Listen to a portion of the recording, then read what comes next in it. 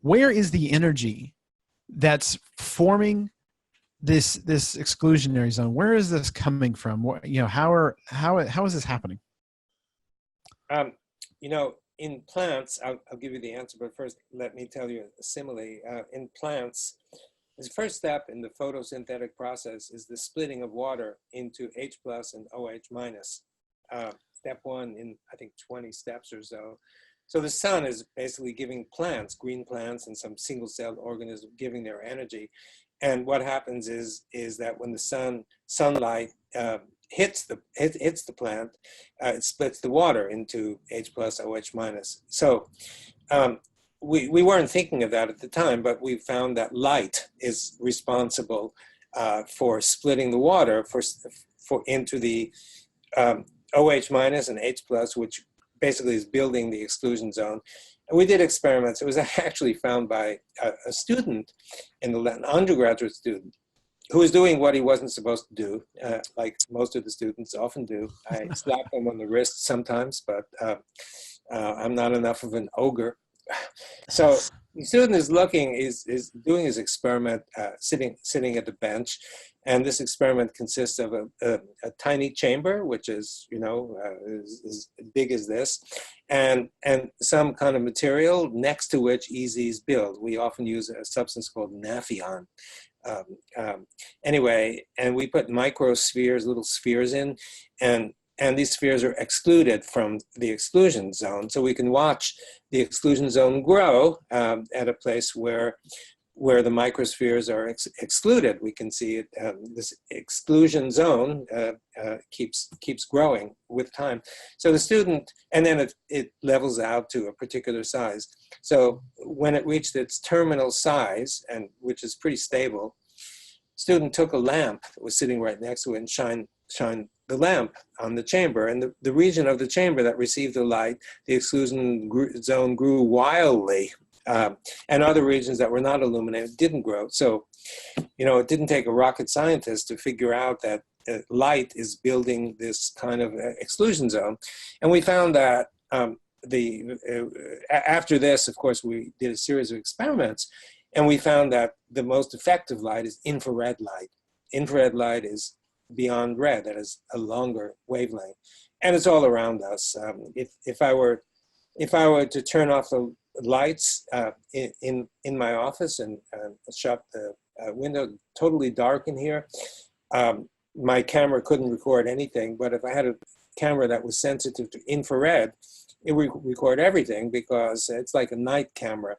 You get a beautiful image because of the infrared that's being generated all around me. The plant would be glowing, I'd be glowing, the books behind me and the whiteboard would all be very clear. So infrared energy is all around us, and it's free. It doesn't cost anything. So because of that, since infrared energy is the most powerful in building EZ water and separating, just like first step of photosynthesis, the light is separating the water into H plus and OH minus, very similar. And that's the energy that builds. You might ask, well, why do you need energy to do this? And the reason you need energy is that nature tends toward chaos.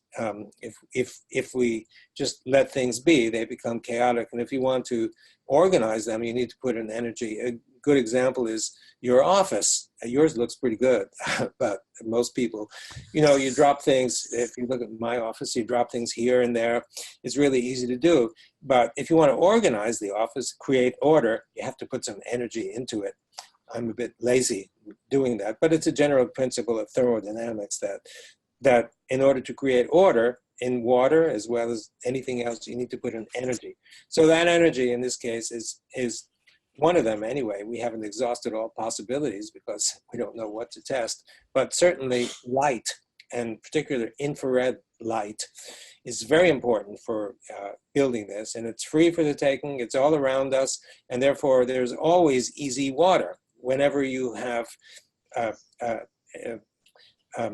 hydrophilic surfaces, and other examples too. So it doesn't necessarily grow next to, if you have water in the glass, it might grow from the glass outward and not by a trivial amount. But it also could, for example, if you have ions inside the water or salts, we found that easy water could grow around those molecules.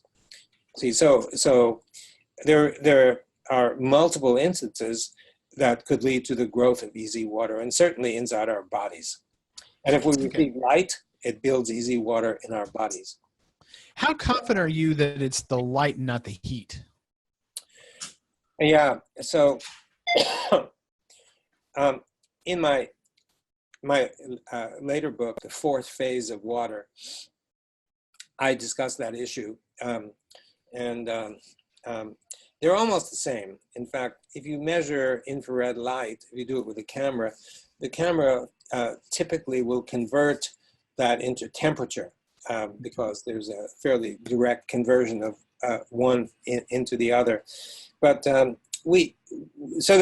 they're almost the same. But there are certain instances where in the book I discuss in that chapter, using the word temperature gives you a result that doesn't make sense at all. But using infrared does infrared electromagnetic waves, infrared makes more sense. And I'll give you one example. So we did experiments on easy water with infrared. So we take an infrared camera and we record the exclusion zone and the water beyond the exclusion zone. So as I said, the exclusion zone can typically be half a millimeter or something, and all the water beyond that is still ordinary water. And what the infrared camera records is that the exclusion zone looks cold. It doesn't generate very much infrared energy. And the reason it doesn't is that the molecules inside are not moving around very much, and electromagnetic waves of all kinds are caused by the movement back and forth of charges, but they're not moving very much. So you'd interpret that as cold. And the region beyond generates a lot of infrared energy because things are bouncing around, molecules are moving around and such. But think of it, these structures can persist for sometimes days. So you have a region of EZ sitting here, which is cold by one's standard terminology, and another one sitting right next to it that's warm. Does that make sense that this could persist for so long? Usually temperatures equilibrate. So if you want to interpret this in terms of temperature, you run into this kind of paradox or problem that's not easily resolvable. But if you revert to infrared energy, it's very simple, and you don't have to face this kind of dilemma, because you can just say that the exclusion zone is generating a lot of infrared, and the region beyond, not much infrared, and the region beyond is generating a lot of infrared. So I, for one, prefer to stick to the terms infrared energy, in which you could actually define various wavelengths, so that's another advantage. But when you talk about temperature, it's a little bit vague, and it's useful if you touch the stove and it's hot, and you say, ouch, it's hot, temperature. You won't talk about infrared energy. But in a scientific context, using temperature sometimes leads to erroneous and meaningless conclusions. So we like to stick with infrared.